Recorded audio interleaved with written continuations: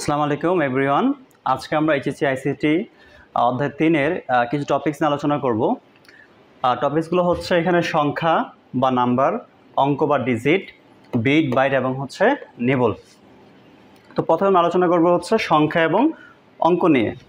সংখ্যা হচ্ছে যেমন এখানে একটা সংখ্যা আমি লিখছি, এখানে 295 আর 295, এটা একটা সংখ্যা বলা হবে, ঠিক আছে।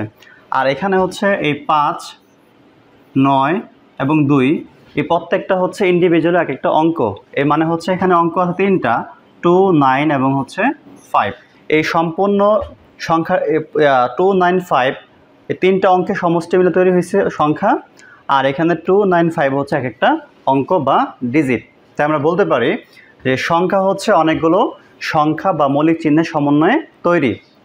আর অঙ্ক হচ্ছে সংখ্যাকে ব্রেকডাউন করলে যে এক একটি ক্ষুদ্র ক্ষুদ্র আমার প্রতীক পাওয়া যাবে বা মৌলিক চিহ্ন পাওয়া যাবে, সেগুলোকে অঙ্ক বলা হবে।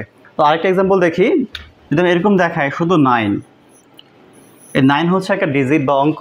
একইভাবে 9কে একটা সংখ্যা বলা যাবে, ঠিক আছে। বাট এখানে হচ্ছে শুধু 9কে একটা সংখ্যা বলা যাবে না, এখানে 295কে ধরতে হবে সংখ্যা। আর 295 এক একটা হচ্ছে ইন্ডিভিজুয়াল এক একটা অঙ্ক বা ডিজিট। তো এই হচ্ছে অঙ্ক বা ডিজিট এবং হচ্ছে সংখ্যার বিষয়।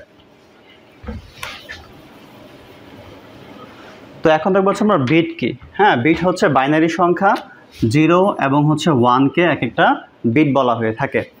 দেন হচ্ছে বাইট। বাইট হচ্ছে এরকম 8 বিটের সমন্বয়ে এক বাইট তৈরি হয়।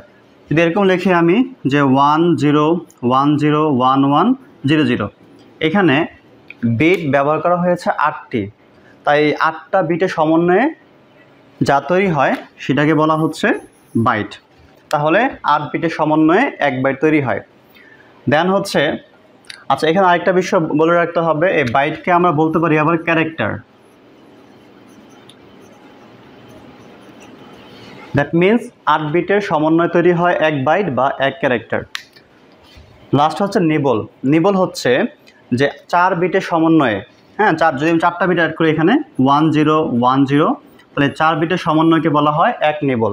বা আমরা এইভাবে বলতে পারি যে এক বাইট বা এক ক্যারেক্টারের অর্ধেককে বলা হয়ে থাকে এক নিবল, ঠিক আছে। তো এইগুলো হচ্ছে আমাদের আজকে আলোচনার বিষয়। আগামী ক্লাসে দেখা হবে পরবর্তী কোনো বিষয় নিয়ে।